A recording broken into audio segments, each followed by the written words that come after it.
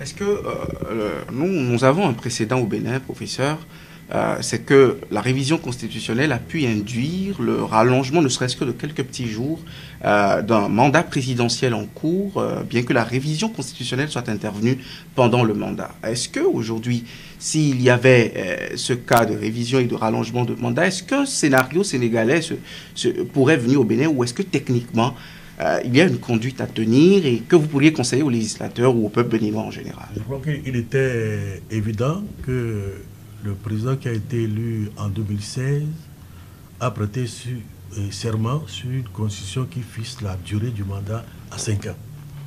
Et vous avez toujours compris que, parce que le président Soglo, malade, n'avait pas pu prêter serment le 1er avril, puisque la constitution avait prévu qu'il prête serment le 1er avril. Ce n'est que le 5 qu'il a pu prêter serment. Quand le président Kirikou est venu, il a prêté serment, mais en omettant de dire le nom des mal de nos ancêtres pour ces commissions religieuses. La Cour a été saisie. Il a dû reprendre le serment. Mais la durée a été respectée. Ce qui veut dire qu'en réalité, tant qu'on n'a pas modifié la Constitution, la durée doit être respectée.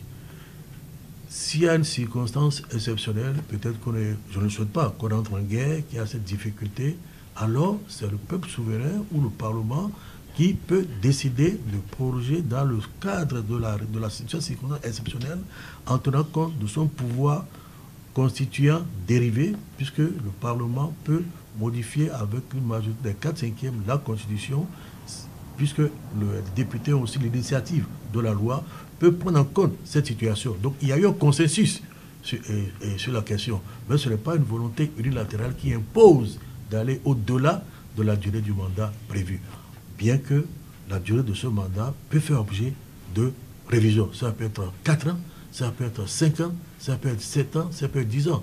Au Mexique, pendant longtemps, il y avait qu'un mandat unique, mais de 7 ans. Quand vous faites 7 ans, vous partez, vous ne pouvez plus être candidat ni dans 5 ans, ni dans 7 ans, ni dans 10 ans, ni dans 14 ans.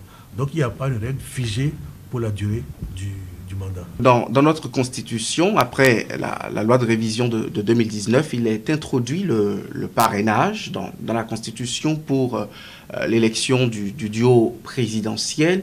Est-ce qu'aujourd'hui, au vu de cette question et des polémiques et de bien d'autres questions, et je vous ai entendu dire plusieurs fois le peuple souverain, est-ce que vous êtes de ceux qui pensent aujourd'hui dans l'opinion que la voie référendaire est la plus appropriée aujourd'hui pour une révision constitutionnelle au Bénin, même si la constitution en elle-même prévoit que le Parlement aussi puisse toucher à la constitution?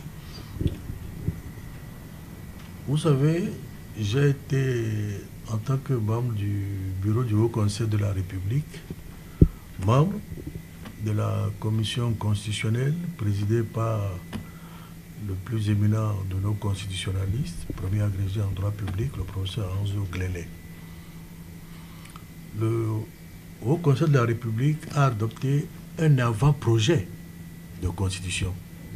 Et vous vous souvenez qu'on a sillonné, équipe par équipe, tout le pays pour recueillir l'avis des uns et des autres.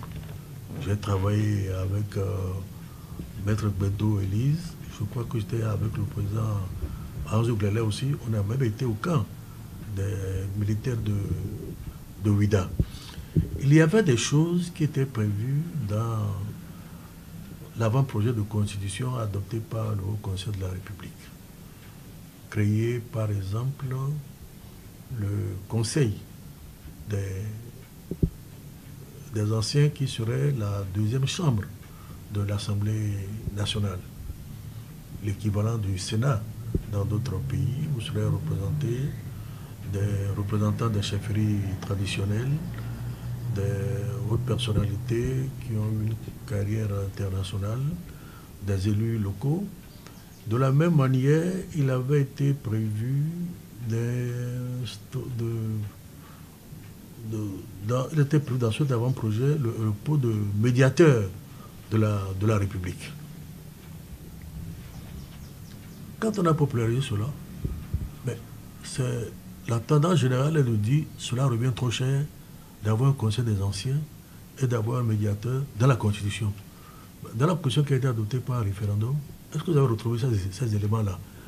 Même la question qui nous avait divisés, à savoir la limitation de l'âge pour être candidat à l'élection présidentielle. Deux questions nous avaient divisé. Faut-il un régime présidentiel ou un régime parlementaire? Faut-il la limitation de l'âge ou ne faut-il pas avoir la limitation de l'âge? Il y a eu 3 bulletins de vote. Le rouge pour ceux qui sont partisans du régime parlementaire, le vert pour ceux qui sont contre la limitation de l'âge, le blanc pour être candidat à l'élection présidentielle, et le blanc pour ceux qui sont d'accord pour la limite et d'âge. Mais c'est à près de 84%, si mes souvenirs sont exacts, que le blanc a triomphé. Ce qui veut dire que ce n'est pas nous, au niveau de la commission, qui avions tranché cette question. C'est au peuple que nous avons posé la question. Voilà pourquoi le peuple se retrouve dans cette constitution. Il est toujours bon que ce ne soit pas référendum, même si c'est prévu par la voie d'une révision parlementaire. Et c'est pour cela qu'il est prévu que ce soit une majorité des 4/5e, parce que en démocratie, le Parlement n'est pas monocolore.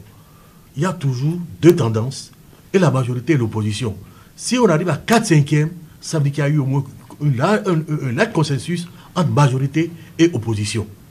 Voilà pourquoi, quelquefois, on peut aller compte tenu du coût et compte tenu peut-être de la rapidité par la voie parlementaire, en s'assurant que la diversité des opinions que se retrouvent dans la société se traduit déjà dans la composition du Parlement et que l'opposition et la majorité sont entendues pour qu'au moins on fasse cette révision. Voilà pourquoi, même si pour la recevabilité de l'initiative, il faut les 3/4 des députés, pour l'adoption par la voie parlementaire, il faut les 4/5e.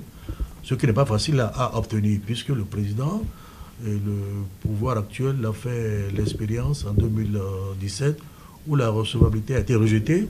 En 2018, la recevabilité a été confirmée, mais l'adoption a été rejetée, pour montrer que, là aussi, le Parlement étant le lieu de représentation de la diversité des opinions, a permis de montrer qu'il n'y a pas encore eu un consensus sur la question. Cela n'a pu se faire qu'en 2019, où il n'y avait pas d'opposition au Parlement, puisque, avec le syndicat administratif, les partis de l'opposition n'ont pas pu participer aux élections. Et vous voyez les tensions que cela provoque dans le pays quelquefois. Voilà pourquoi il a toujours souhaité que ce soit le consensus, parce que la Constitution n'est pas un test pour le pouvoir, pour exercer le pouvoir. C'est notre accord sur les conditions de notre vivre ensemble, en harmonie. La Constitution est adoptée non pas pour faire plaisir à la majorité, non pas pour faire plaisir à l'opposition. C'est pour que nous puissions vivre en harmonie sans souci. Et vous constaterez que la même Constitution peut être appliquée par ceux qui étaient majorité aujourd'hui et demain par ceux qui étaient opposition et qui sont devenus majorité. Je donne souvent, vous avez souvent l'exemple de l'affront de la Constitution de 1958 que le président, que M. Mitterrand avait dénoncé en parlant du coup d'État permanent du général de Gaulle, puisque cette Constitution, contre l'avis d'une partie de la classe politique, contre l'avis d'une partie de la doctrine, a été adoptée a été initiée par le général de Gaulle sans que ne soient réunies les 4 conditions dans lesquelles une nouvelle constitution peut être adoptée, à savoir naissance d'un nouvel État, révolution, coup d'État ou conférence nationale. Là, Mitterrand parle de coup d'État permanent. Mais en 1981, Mitterrand est arrivé au pouvoir avec la même constitution. Il a travaillé avec la même constitution. Il n'a pas dit il faut enlever cette constitution parce que cela ne me range pas. Je l'avais dénoncé en son temps. Il s'est adapté. Donc c'est l'exécutif qui s'adapte. Voilà ce que le peuple veut. Si vous ne voulez pas nous diriger, vous partez. Mais si vous voulez nous diriger, voilà les règles que vous devez respecter parce que c'est pour nous. La Constitution, ce n'est pas pour vous.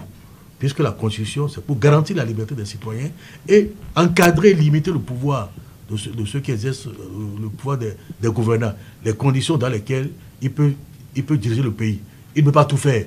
Même s'il a de bonnes intentions, ces intentions doivent s'exercer dans le cadre prévu par la Constitution, il ne va pas dire, ah, ça me gêne, il faut l'enlever, sinon je ne peux pas diriger le pays. Ce n'est pas ça la règle. C'est comme si vous prenez votre voiture, vous avez le code de la route, vous dites, non, non, le feu rouge là, ça me gêne, même s'il y a le feu rouge, laissez-moi passer, ou bien sautez-moi le feu rouge là pour que je puisse circuler. Non. Vous restez chez vous si vous ne voulez pas respecter le code de la route. Donc, mais nous n'avons pas encore cette culture. Nous croyons que la Constitution, c'est un chiffon. Celui qui vient, il adapte à sa volonté. Quand il n'est plus là, quelqu'un d'autre vient. Ah non, non, ça ne me plaît pas, il faut l'enlever. Non. C'est nous qui décidons parce que c'est le pacte qui garantit notre vivre ensemble en harmonie. Pour conclure cet entretien, professeur, que diriez-vous?